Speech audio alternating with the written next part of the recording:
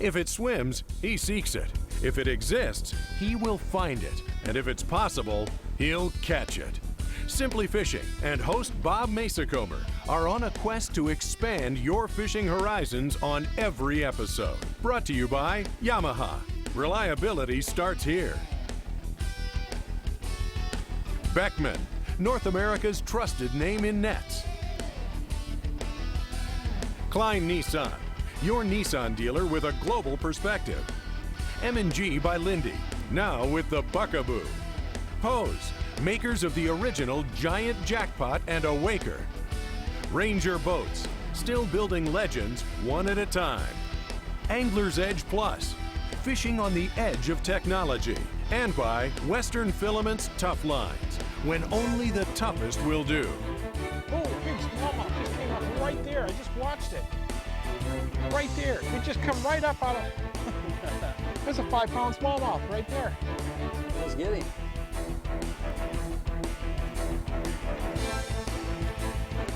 Oh, that's a nice fish. And there's another one that came up. You get her? Oh, no, I'm hung. Okay, Well, hang tight. I'm loose. Get her loose? Yeah. Look at this. Oh, nice fish. There's a 5-pound smallmouth right here. Yeah. Anything with him? I don't know. Oh, this is over 5. Oh, beautiful fish. Oh, that's over 5. I got to get us off the reef, though. That is over 5. Well, that's what we're here for right there. Oh, come on off the reef. There we go. Holy smokes, Rocky. That is a giant smallmouth, folks. Isn't that pretty? That is a giant, giant fish. And that's only the second fish we put in the boat. Folks, don't go anywhere. If you think this is the only big fish we got coming, I got another news for you. Dale Richardson and I are at Eagle Lake, and we're gonna catch some giant smallmouth just like this. Yes! Beautiful fish, Bob. Isn't that nice? Did you give up on that one back there? Yeah, I gave up on him. Of course, if I'd have really been serious about him, I'd have thrown my tube back after him, but I don't need to catch him that bad.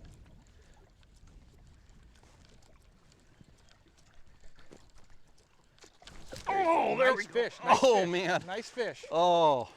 Nice fish. Oh, that was a beautiful strike. Oh, yes, yes. Here's another 5. Yeah.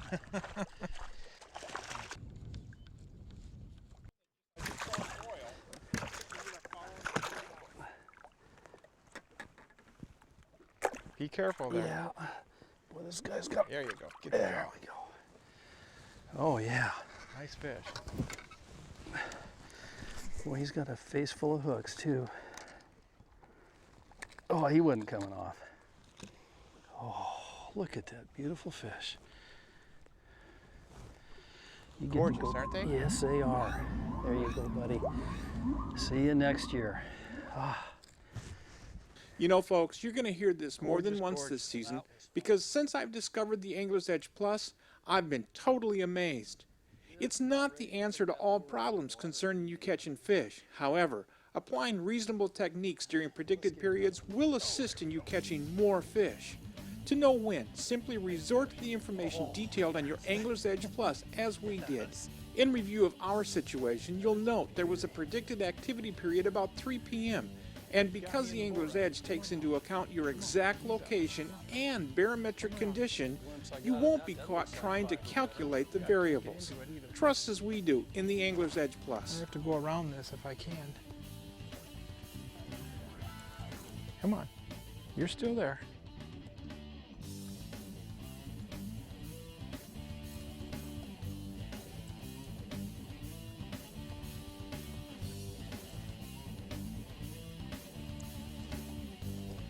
Yeah, she's still there. I can feel her down there. Oh, there she goes. There she goes. There she goes. Come on, girl. Well, she knows what to do with those weeds, doesn't she? Boy, isn't that a fact? And you're right, this is a 5-pound fish.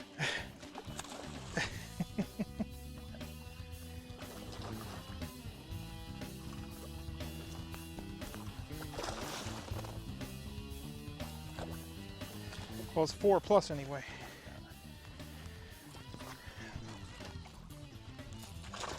Oh man, she's mad. Oh yeah. That is a nice fish. Yes. I think that's a little nicer than 4. Yeah, it's 5 pounds smaller. Yeah. Yes, sir.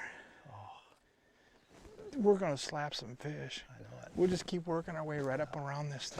It's time for me to change to that blue and chrome topwater. Get Bob. your chugger out, man. Here we go. Let's get her back. There you go, baby.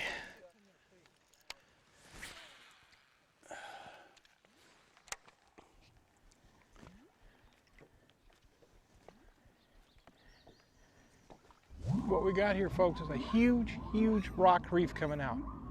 We've got boulders out there about, there you go. Oh, you lost her. Oh, missed him. Oh, that's sweet. There he is. There he is. Look at that. He still missed it. He's tried twice now.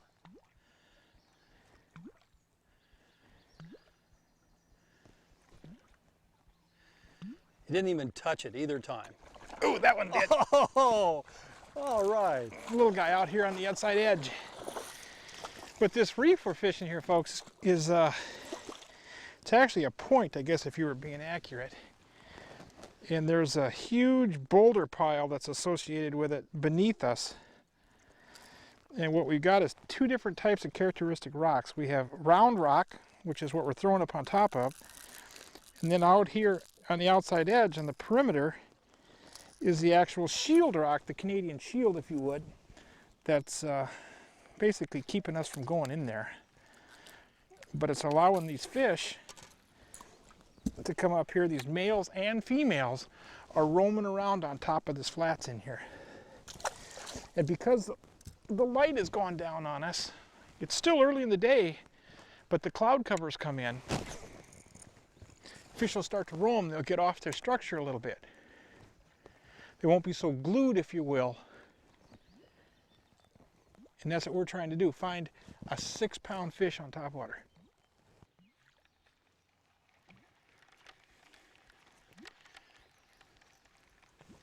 Throw right, I was gonna say throw right into, oh, there we go. All right. I was gonna say throw right into the heart of that thing there.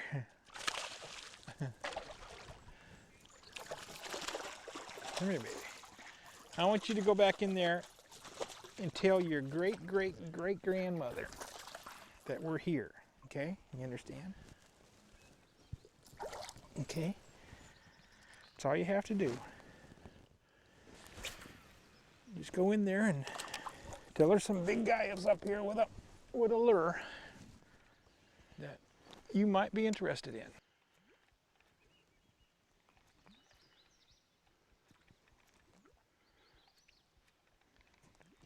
The beauty of that chugger is it sits in their face.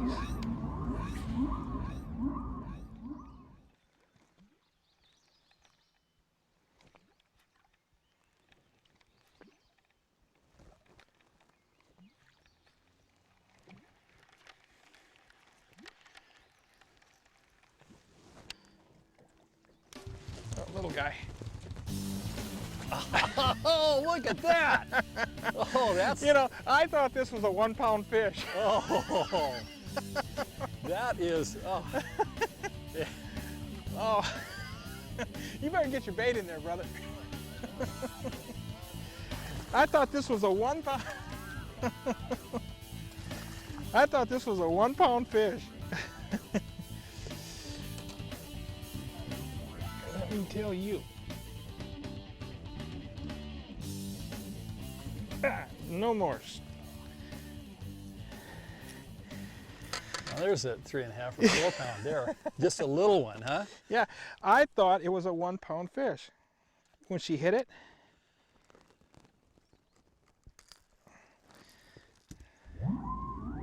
Oh yeah, it's easy 3.5. Yeah.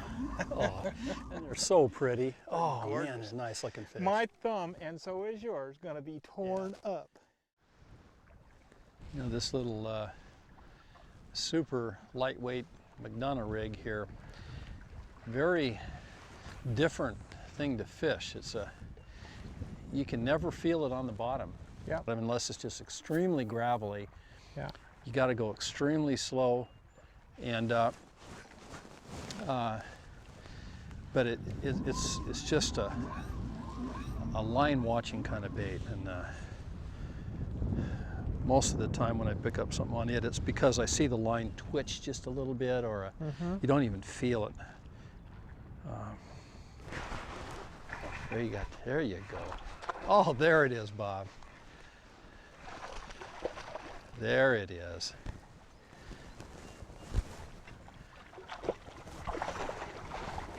There, girl. Come here. Boy, to say this is a variety of fish, a variety of styles of catching them is an understatement.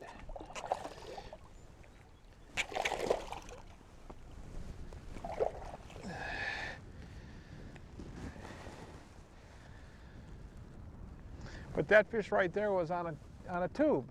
We've caught them here on topwater, tubes, crankbaits. It is what it is. See how lit up he got just within my hands? Oh yeah. I mean, these fish are so chameleon-like. People don't realize that. If you catch a really big smallmouth, it's really kind of an interesting deal. If you catch a super big smallmouth and you've got an adequate live well, and you throw that fish in the live well for just a few minutes, you take it out of there, that fish will be so brilliantly lit, it's unbelievable. They will have bars on them like no tomorrow in that dark live well. That fish, when it came out of the water, had almost no marks on it at all. And instantly in front of us, you could start to see them develop. But we are literally going around structures, folks, time after time. You'll notice that we're in jackets now. Reason being is instead of being 85 degrees, it's 65 degrees. And although it hasn't really affected our water temperature dramatically, we have 69.2 as opposed to the 72 degree water we had. It is a change, and we are constantly just working around these, slowly probing every crevice. You heard Dale talking about that French fry he was using. What he's using is a real small, here I'll show you the weight he's using. This is a weight. He's using a much smaller version of this, but it would look like a typical bullet weight. It's made by Water Gremlin. The difference is you'll be able to squeeze this thing together on your line, and if you want to take it off and change to a different weight class, you can do it instantly. He's using it on a soft plastic called a French fry. Let's take a look at the one you're using. Very, very, very small and a very subtle presentation. Whereas on the other hand, I'm throwing just a regular old tube on a jig. You could use a Lindy Max Gap jig. I'm happy to be using, on this particular case, because I want a real long hook on this long tube, I'm using a regular standard mushroom head that Pete Davids makes for me. But it's a nice combination, but you have to be prepared to work every crevice when these fish go down. These fish are not on by any stretch of the imagination. Not at all. We'll take us right back into the wind, and we'll work our way back up there. You'll be able to work that lure much, much more effectively going into the wind because it can slow the boat down. Yeah. And if you would, grab me another one of your green tubes, please. Okay. Oftentimes with soft plastics, you'll find yourself replacing your tubes quite often if you're on the bite. And you're not going to believe this, folks, for whatever it's worth, but I left the office with all my tubes sitting on the table. Not a good place for them. Have you ever used those, you know, the football head jigs? Yeah, roller jigs? Yeah, roller jigs in this kind of situation. No, you'd lock every one of them Yeah, I up. was just wondering that. With the split rock and all the crevices, I don't think that'd do you much good, but I was curious if you'd used any in this situation. Nope, you'd lose every one of them. This one here's staying too. Oh, I got it. That roller would lock in there so soundly that, boy, it just destroyed that jig head. Yeah. Just that quick, man. When Well, when you come here, bring yourself about 1,000 jigs. Yeah. And don't forget your tubes. Yeah. That's right. Or Or invite somebody that has a box full to come along with you. On this episode, we have been demonstrating productive smallmouth techniques during early June, that being early June in Canada. Our morning air temps started by falling from 60 to 51 by week's end. Our highs ranged from day 1 at 72.1 to day 5 at 65. Our water temps would of course follow suit, ranging from day 1 at 59 to 72.1, falling until day 5 when we could barely muster 69 during midday. Not exactly what you're looking for. Because barometric pressure is an ever-changing element, it would be impossible to relay every change. Therefore, I will highlight only the trends. Keeping in mind, if you were in possession of your own angler's edge, you could monitor this element constantly, review it, and possibly succeed merely with this crucial information. However, as bad as conditions were, we still had confidence. We had access to projected feeding periods based on a complex mathematical algorithm that allowed the angler's edge to adjust for some localized conditions and allow us smarter fishing periods. Witness the periods predicted by the angler's edge that resulted in our succeeding during a dreaded severe cold front. You be the judge. Our results, we hope, will speak for themselves. I only hope you will take from our experiences the fact that there is value in technology such as the Angler's Edge Plus, especially when you have so few opportunities to experience Century Lodge, or any of these incredible resources we call lakes and rivers in North America.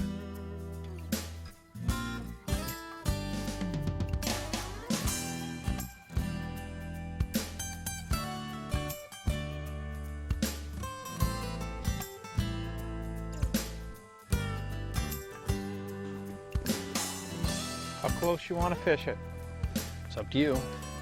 We got 4'8" right here. I'll turn the boat. Ready? This will work, yeah, sure. Okay.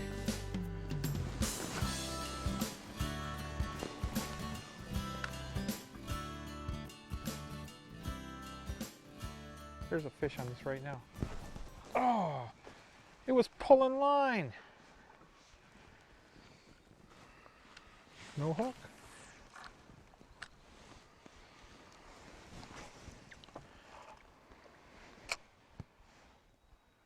You come through that smaller tube, you probably catch this fish, whatever it is. That was my plan.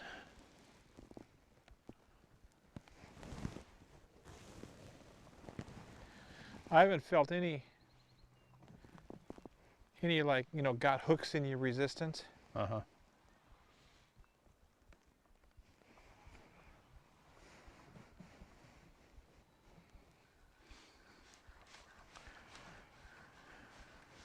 You know what these bass are hitting out here?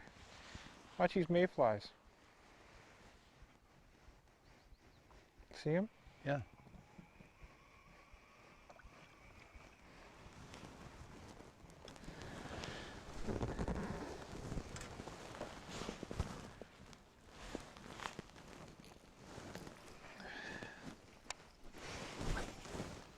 See, there's one out. See him working the outside over there?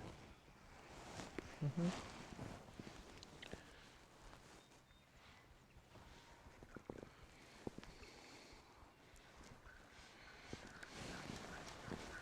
Something just blew up way down there.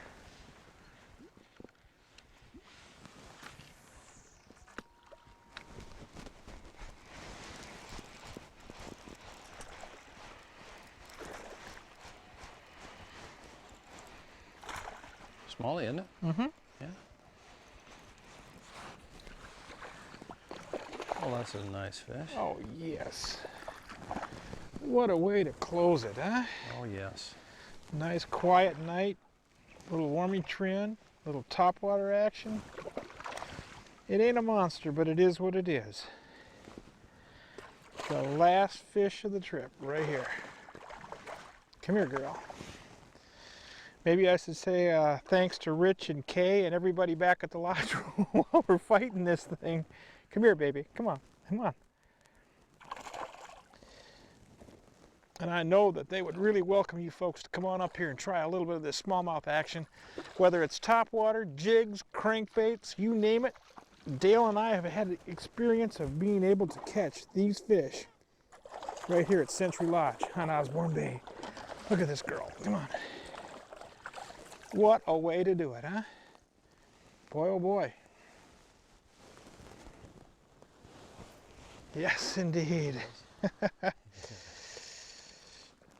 I'm serious, folks, when I say, hey, it don't get any better than this.